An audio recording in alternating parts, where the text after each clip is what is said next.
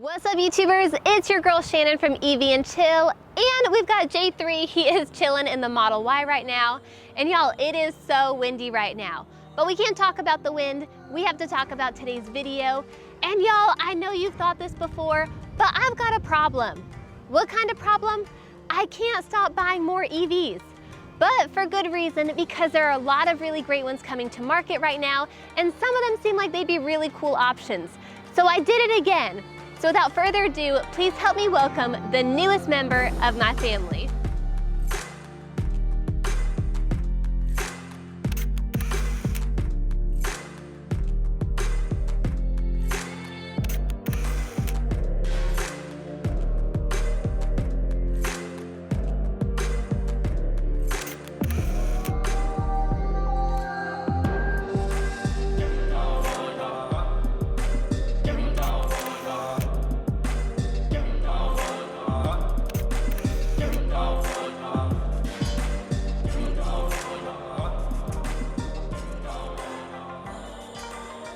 Ladies and gentlemen, this is the 2022 Kia EV6.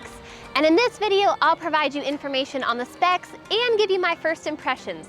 But first, let me answer your most burning questions, which would be, first, how did I get an EV6 so quickly? And how did I only pay MSRP for it? And that's where I utilize today's sponsor. And before I tell you how Link helped us, first let me tell you what Link is.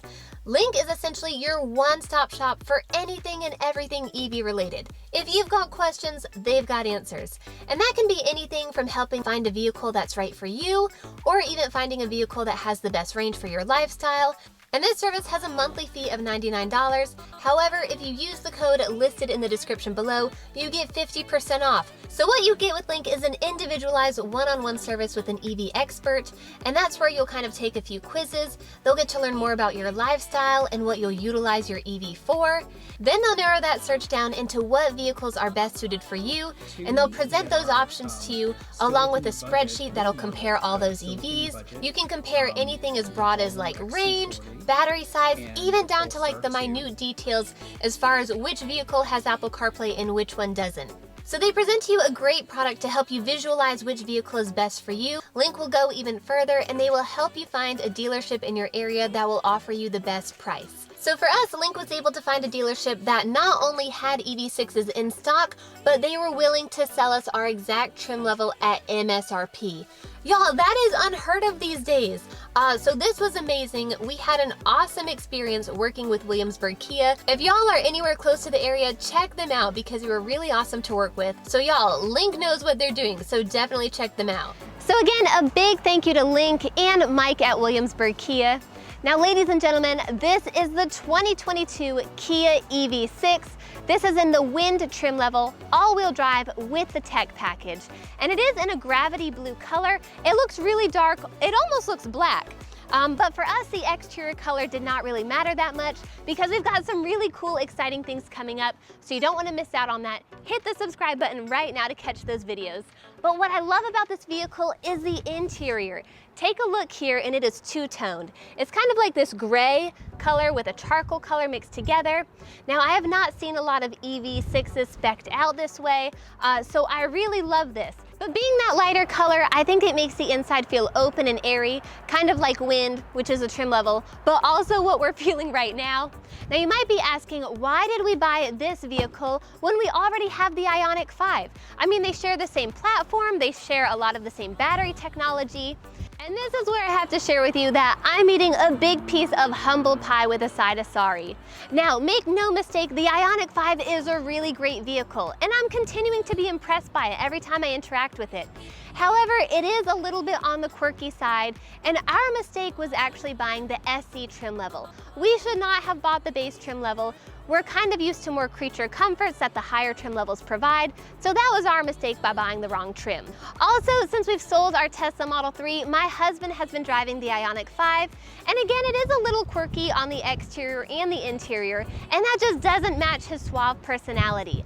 The EV6, on the other hand, though, this is a much sportier look. I think it matches his personality a little bit more, and I think so far we got the right trim level.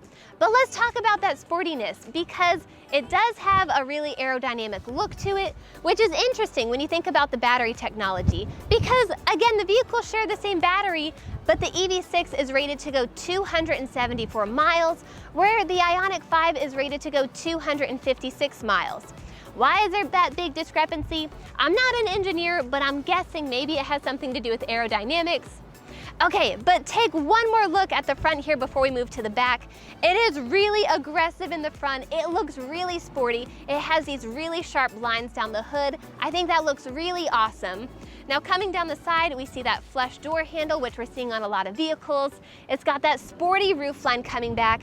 And take a look at these hips, people. They remind me of myself, but they also remind me of the Model Y because they are a little bit more pronounced in the back. So I'm gonna say she's a woman. Okay, but looking at the back here, this is what I love. It has this light bar that goes all the way across. Something else I love about the back is the spoiler. Now my favorite detail of the spoiler is this little wing that pops out because it kind of reminds me of like a fighter jet. And if you look underneath, it is lighted. So that's really cool. I'll show you what that looks like at night. But continuing to the booty, this charger here, it is seamlessly integrated. If I push out, it'll open up. And I think it's really cool, again, that it is integrated into the rear of the vehicle. It makes charging a lot easier. So let's pop this booty and let's take a look at the inside. Now I think the trunk, it's fairly comparable size-wise to the Ioniq 5. But let's take a look at the sub-trunk here. It's pretty small, just enough to hold the essentials, but this vehicle does come with a vehicle-to-load adapter, so we'll test that out in a future video. Now let's go ahead and take a look at the inside. But before we get to the inside, actually, let's talk about these door handles because there is a difference here between the EV6 and the Ioniq 5. On the Ioniq 5, the door handles do pop out. Now the EV6 does not pop out unless you get the GT line, then it will. But for me, it doesn't really matter that much. I will open them manually without a problem. Also, just something else to note is that these door handles, they actually open opposite of our Tesla Model Y. Hopping in the back with me, something you'll notice is that I do have plenty of room back here, but we do also have rear vents built into the side, and we've got USB-C ports, so I really like that.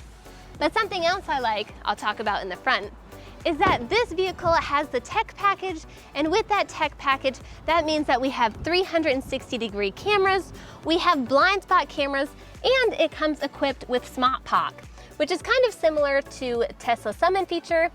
But another thing I love is that it does have heated and ventilated seats, and it has a heated steering wheel. I love that feature.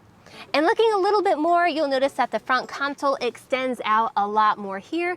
So I love that it'll be able to hold my purse perfectly, or maybe it'll hold, I don't know, my Chick-fil-A order. But also something else I love is that this screen here, it is curved towards the driver. I think that gives it a much sportier look. So again, something else I'm a really big fan of.